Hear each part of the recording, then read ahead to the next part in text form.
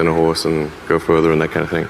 So, anyway, it's like when it's a radically new product, people don't know that they want it because it's just not in their scope. I think when they first started making TVs, they did a nationwide survey. I think this might have been like 46 or 48. It was like a famous nationwide survey. Will you ever buy a TV? And it was like 96% of respondents said no. Some crazy number.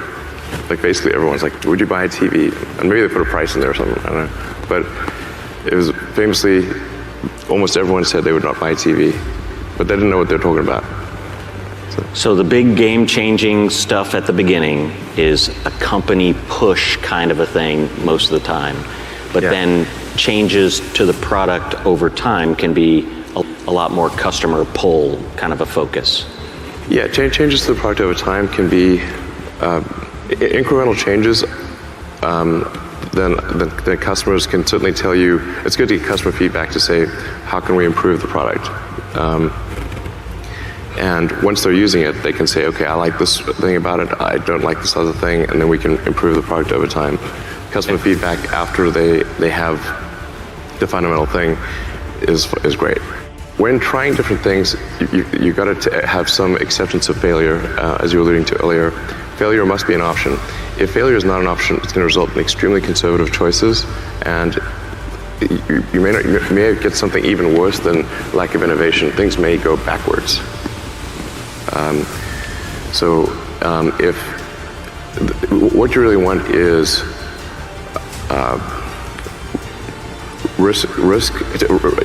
you want reward and punishment to be proportionate to the actions that you seek. So if what you're seeking is innovation, then you should reward success in innovation, and only there should be minor consequences for trying and failing.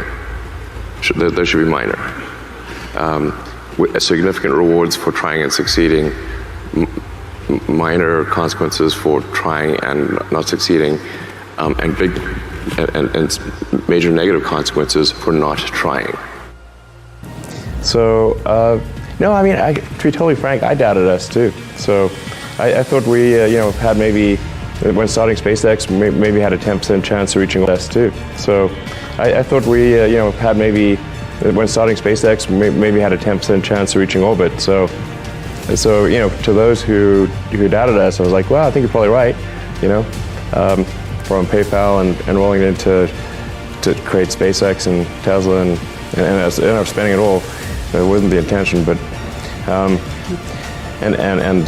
almost both companies went bankrupt. Frankly, 2008 was a tough year. It took us 4 attempts just to get to orbit with Falcon 1. But a lot of times people would tell me this joke, like, how do you make a small fortune in the rocket industry? You start with a large one, is the punchline. And I was like, okay, I already heard that joke 12,000 times,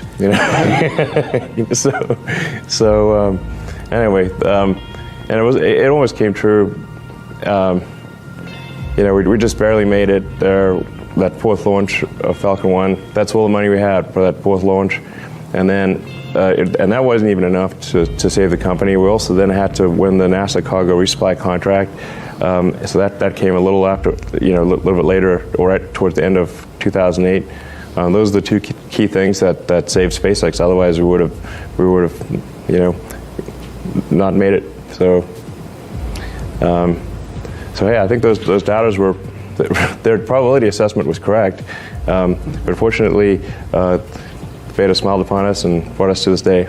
As you look back on your career in the space industry, what has been the most surprising or unexpected challenge that you faced? And along those lines, if you were to go back in time and talk to your 20-year-old self, would you do anything differently?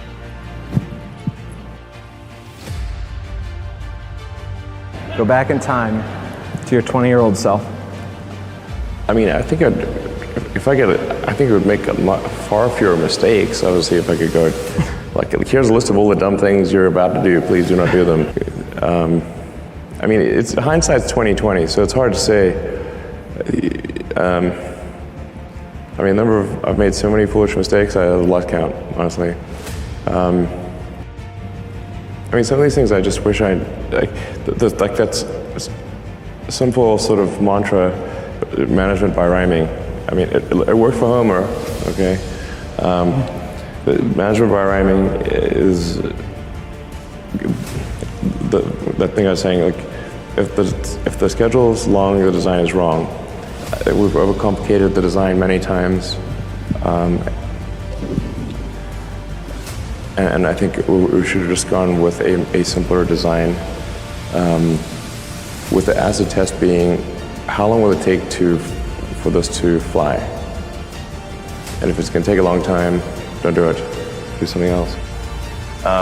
It's better to have a higher quality venture capitalist who you think would be great to work with than to get a higher valuation with someone where there's even a question mark, really.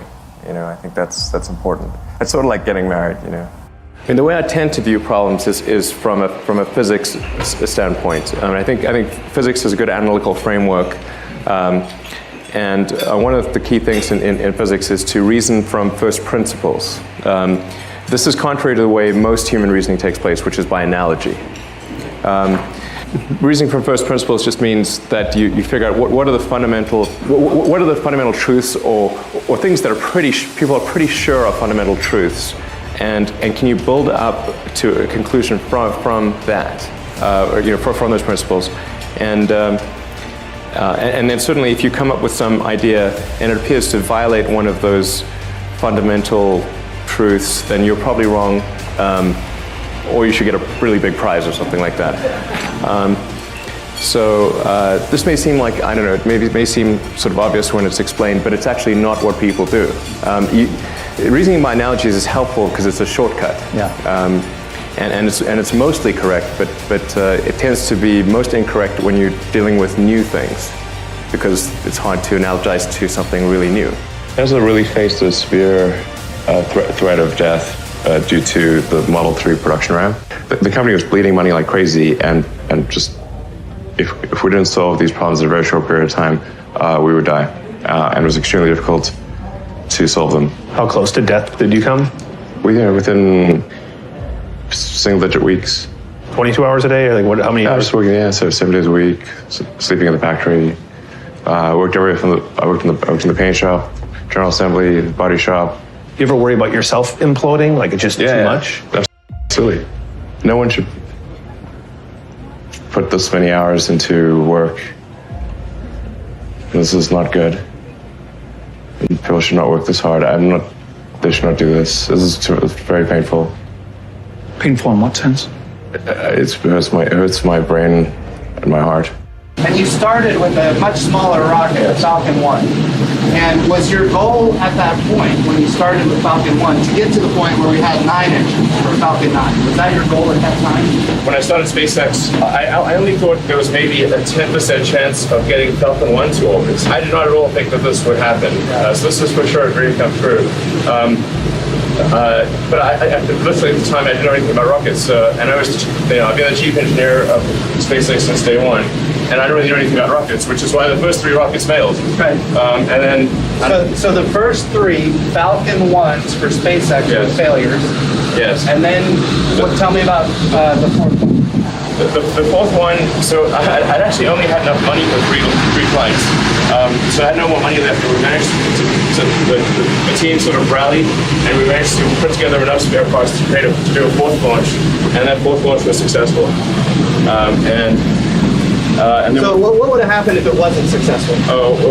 SpaceX would have died. So we would not be here right now at this moment